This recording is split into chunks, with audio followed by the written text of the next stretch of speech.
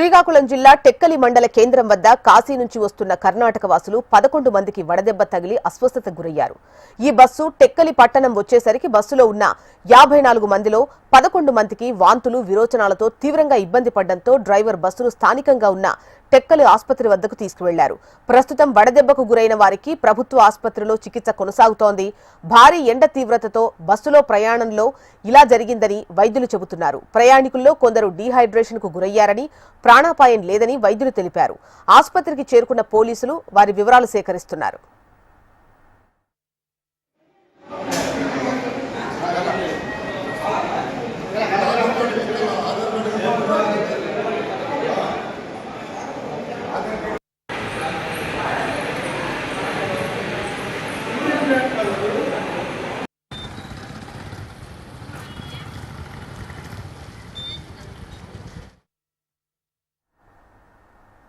శ్రీకాకుళం జిల్లా టెక్కలి మండల కేంద్రం వద్ద కాశీ నుంచి వస్తున్న కర్ణాటక వాసులు 11 మందికి వడదెబ్బ తగిలి అస్వస్థతకు గురయ్యారు. ఈ బస్సు టెక్కలి పట్టణం వచ్చేసరికి బస్సులో ఉన్న 54 మందిలో 11 మందికి వాంతులు విరోచనాలయ్యాయి. దీంతో డ్రైవర్ బస్సును స్థానికంగా ఉన్న టెక్కలి ఆసుపత్రి వద్దకు తీసుకువెళ్లారు. ప్రస్తుతం వడదెబ్బకు గురైన వారికి ప్రభుత్వ ఆసుపత్రిలో చికిత్స అందుతోంది. భారీ ఎండ తీవ్రతతో బస్సులో ప్రయాణంతో ఇలా జరిగిందని వైద్యులు అంటున్నారు. ప్రయాణికుల్లో కొందరు డీహైడ్రేషన్ కు గురయ్యారని, ప్రాణాపాయం లేదని వైద్యులు చెబుతున్నారు. ఆసుపత్రికి చేరుకున్న పోలీసులు వారి వివరాలు సేకరిస్తున్నారు.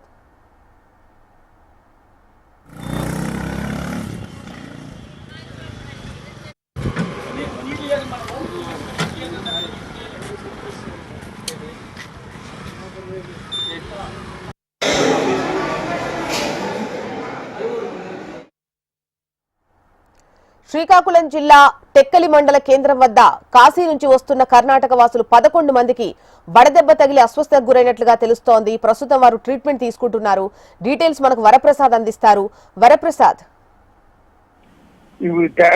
వీళ్ళు కర్ణాటక వాసులు మొత్తం 54 మంది ఒక బస్సులో వస్తున్న సమయంలో టెక్కలికి ముందునున్న నందిగాం వద్ద వీళ్ళకి విపరీత వాంతులు విరోచనాలు అవ్వడంతో అక్కడ వెంటనే ప్రాథమిక చికిత్స అక్కడ బస్సులో ఉన్న వాళ్ళు అందించి హుటాహుటిన టెక్కలికి తీసుకొచ్చారు. ముఖ్యంగా చూసుకునేసరికి శ్రీకాకుళం జిల్లాలో ఈ మధ్యకాలంలో మాత్రం ఎండలు మాత్రం మండిపోతున్నాయని చెప్పొచ్చు.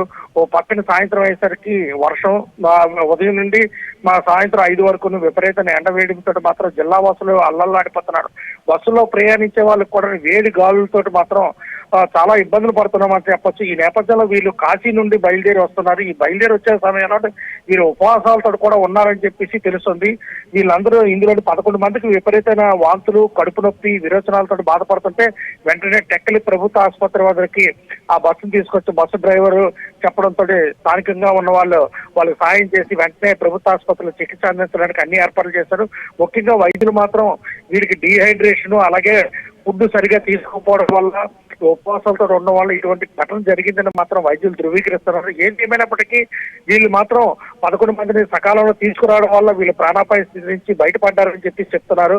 ఒక 12 నుంచి 24 గంటల వరకు వీళ్ళు ఏంటి ఆసుపత్రులని మా పర్యవేక్షణలో ఉంటే వీళ్ళకి తర్వాత ఏంటి పంపిస్తామని చెప్పి అక్కడ వైద్యులు చెప్తున్నారు.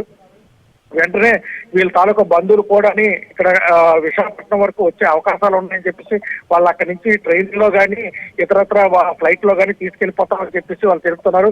ముఖ్యంగా సాయంత్రం కానీ రేపు ఉదయం కానీ ఈ బస్సు విశాఖపట్నం వరకు వెళ్ళి అక్కడి నుంచి ట్రైన్లో వెళ్తారా లేదా అనేది సాయంత్రం పూర్తి వివరాలు మాత్రం తెలిసే అవకాశాలు అయితే ఉన్నాయి. వీళ్ళ తాలూకు వివరాలన్నీ స్థానికంగా పోలీసులు మాత్రం నమోదు చేసి వాళ్ళ బంధువులకు పూర్తి స్థాయి ఇన్ఫర్మేషన్ అందించారని మాత్రం పోలీసు వర్గాలు తెలిపాయి. రైట్ వరప్రసాద్.